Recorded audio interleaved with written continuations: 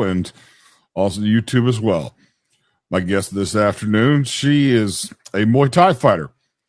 To the best of my knowledge, this is the first time I've had a woman Muay Thai fighter, and I am very stoked about it because I don't get very many Muay Thai fighters, much less a woman. So this is great. I don't know. It's like I've been doing this a while now, and I love it when I get new experiences. Ladies and gentlemen, my guest this time is Miss Gina Ranney. Hello. Hello. So, tell me about your fight you got coming up. So I will be fighting for Infinity Muay Thai, new promotion, which is really exciting, on August 23rd out in Michigan. In Michigan, that would explain it. Michigan has this growing thing of, this growing Muay Thai and fighting. There's this kind of up and coming fight thing in Michigan. California has a pretty big, following. Nevada speaks for itself, and then you've got like the Boston kind of New York area, and parts of, I guess Miami would be considered somewhat, but man, Michigan is starting to have this big growth up there. Yeah. Yep. And are you from Detroit or are you from? I'm from Minnesota, actually. So I'm in St. Paul, Minnesota. So we'll be taking the hike out to just outside of Detroit, I believe. I don't recall I've ever been to St. Paul, Minnesota, except maybe to go through the airport. It's a big facet of St. Paul. I've always wanted to go for a couple of reasons, but none of them had to do with fighting until recently, apparently. So there you go.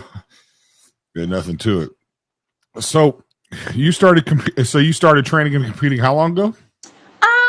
I want to say about 9 years ago now. So probably started training about 9 years ago, competing about 8. Cool. And how many fights have you had? I have had, this will be fight number 10 for me. Very, very good for you. That's what I'm talking about. So what do you know about your opponent coming up? Tell me about him. We don't know a ton, which is pretty typical for amateur fighters. There's not really a whole lot of tape and stuff out there. We know she comes from a really good gym. From what we've seen, it looks like she's more technical. Yeah. She's a little more patient. I feel like sometimes with AMEs, we run into people that just want to go straight forward and throw technique out the window. So I definitely can see her appreciation for technique. You see how that comes through in the few fights that we've seen. Sure. No, I get it. And what gym do you know she comes from? She comes from Chambéry, I believe. Now that I'm not familiar with, because I'm pretty familiar with a lot of the gyms around the country, especially like the ones that are well known, but I'm not familiar with that one. But then again, I'd have to put on my thinking cap because I may have interviewed somebody from that gym. So. Sure. Yeah, I believe they're down in Tennessee. So they're a bit out of the ways too. I'm in Tennessee. Oh. I'm in Memphis. Well, maybe I'm wrong then. I don't know. No, I think you're right. No, you may be right. Tennessee doesn't have quite the following as far as Muay Thai and MMA in boxing that most others do. I mean, we just had UFC fight night here in Nashville. We did, but as far as like the following and kind of the reputation, like Michigan particularly has been growing for some reason. Yep. Minnesota is kind of the same way. It ebbs and flows. Our fight scene is kind of a little more quiet right now, but we had some really good growth for a while, and then it kind of tampered back down. Hopefully it'll start picking up again soon, but. Absolutely. Is there anything like new with your conditioning or anything like that from your or diet or anything from your previous fight? I have found a pretty good, I guess, routine that gets me to where I feel best and feel most comfortable going into a fight. So I'm definitely a creature of habit. I definitely stick to my routines and my structure. But a lot of it too is I turned 30 this year, which means all the age is creeping up on me. I'm not 21 anymore. So, just as part of life and aging and getting older, I've had to tweak some things with my recovery and tweak some things around just intentional training patterns and making sure that I'm taking care of my body. So I'm not 21 anymore. I can't, go party all night and then go train in the morning and survive off smoothies. Right. Do you still spar? Of course, yes. Okay. I know that that's a big one. Like, I think that you're still young enough to do that, but like a lot of fighters to get older, like, Yep. I don't know. Do you follow MMA or? Yeah, I do. I do. Okay. I don't know if you remember Cowboy Donald Cerrone or not. Yep. I remember when he had his Joe Rogan podcast a few years back, right before he was still at the end of his fighting career.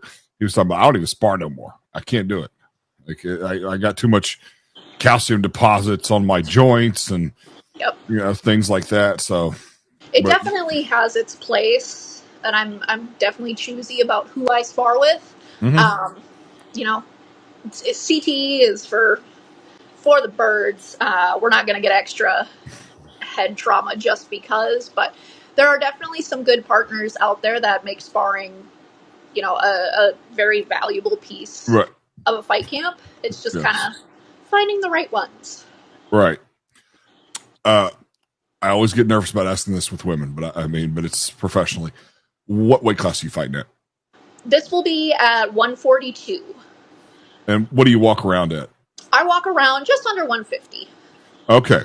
Yep. Okay. So Yes, this is an easy cut for me.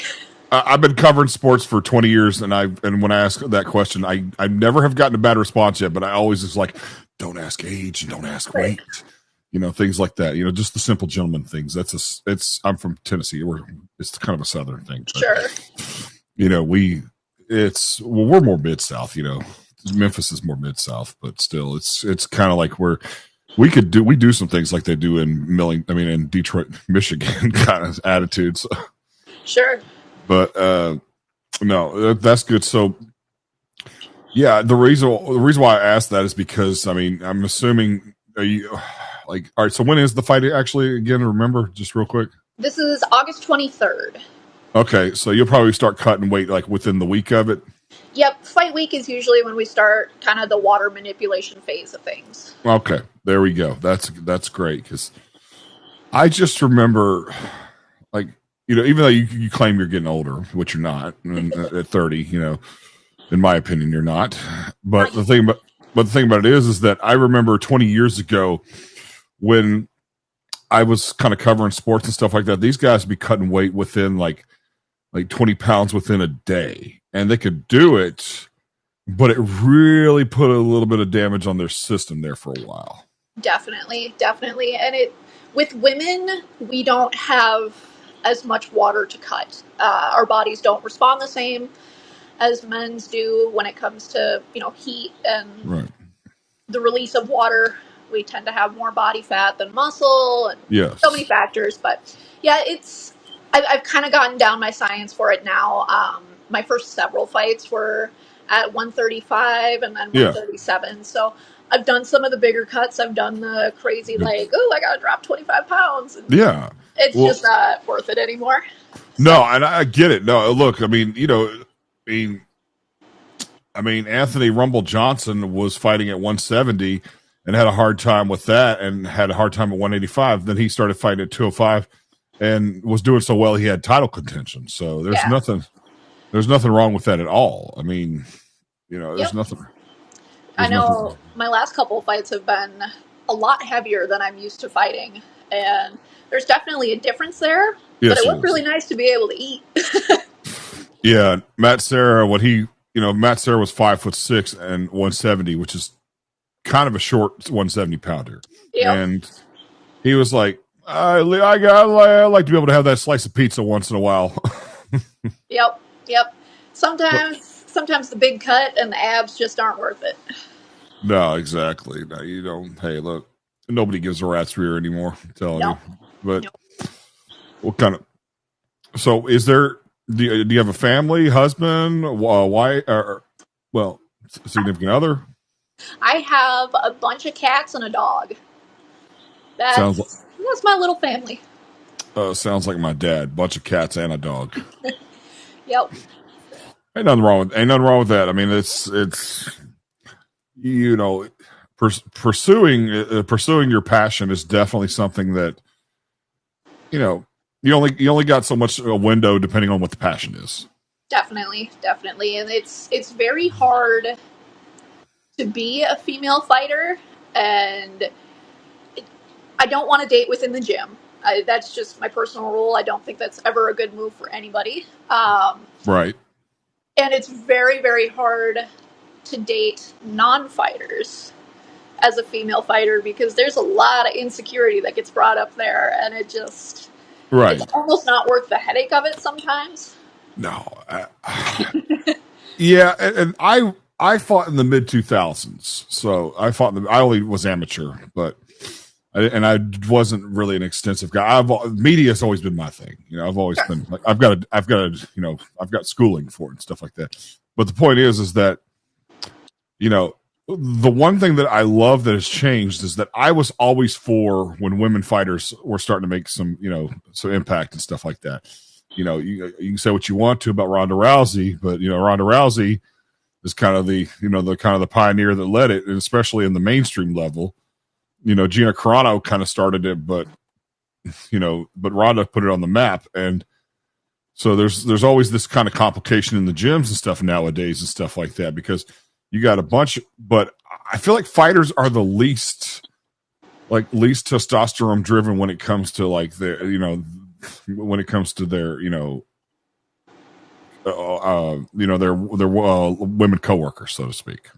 Yeah. I mean, it's definitely a mixed bag, but for a lot of people, it's really hard to kind of get them to be out of pocket or to really rattle them because if you're training right and you're doing the right things in your day-to-day life to be, a competent and successful fighter, mm-hmm.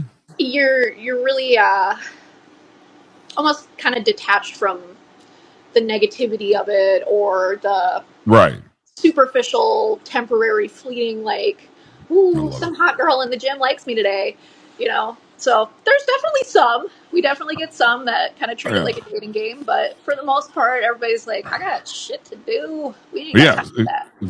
Exactly. It's just, yeah, exactly. But I've noticed that I think the discipline with fighters and football players and basketball players are a little bit different. Like I've covered sports of all kinds forever. I particularly like combat sports, though. That's my favorite. My first, even pro wrestling, which is not considered combat sports, but I mean, you're using your body to hurt another person, whether it's true, pretend or not. True.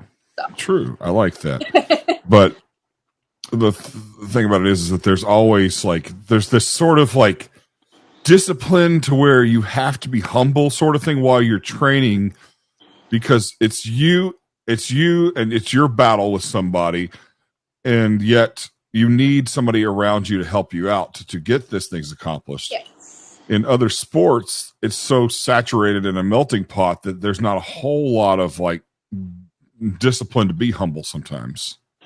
Yeah, and I think a lot of it too is other sports and even MMA versus Muay Thai or the jiu-jitsu scene. Mm-hmm. Those sports get a lot more shine. They get a lot more publicity and media attention and stuff, and that kind of stuff goes to people's heads sometimes. It gives them a real big ego, and they think they have this reputation, and ultimately it's like, well, nobody really cares, but some people take the attention differently. I know. It's like guys like me who try to shine the sport. It's like I'm doing a good job, but at the same time, I got to create egos. Yep. No, I'm kidding. So, do you have any ambitions outside of sports? Outside of doing the combat sports? I've always said that this was never going to be a forever thing for me. I think I will always train. Yes. That's just a part of my lifestyle at this point. It's not a hobby. It's not as well it should be. I have to go to the gym. It's just something that I do. But I've never had any desire to go pro or to, go overseas and fight or go live in Thailand or anything like that. That's just never been my goal. Yeah. So right now I'm a very all-in type of person. So for me, I get a fight and it's like, this is my life. I don't have time for anything else. You want to go out and hang out? I don't have time for that. Right. I'll go get lunch with you or get drinks or whatever after. We'll do that after. So right now I'm kind of locked in on the fight and I don't really have a whole lot going on outside of that. Do you have a job? I do have a job. Okay. I'm an insurance agent. So super scandalous, super flashy. Oh yeah. No, I'm kidding. Right? It's just no, that's fine. But I have never. I that's the one thing too I admire about combat sports, particularly, is that the ones that have like a job with it. It's insane. Yeah, and I don't think people realize like we don't make money doing this. We pay a lot of money to do this sometimes, so we have to, really hunker down in our personal life to make sure that we can have a fight life too. I think it's a need. I really do. Yeah. At least I think it is. At least when I was doing it, I didn't do it as long as you did, but when I did it, it was kind of the need at the point. And I'm like, I don't care if I get paid or not. I have to do this. Right. But something inside of us, you have to do it for you kind of thing. Exactly. No, yep. I'm telling you. That was, oh man, I wish there were days like I need to get back in the training part though.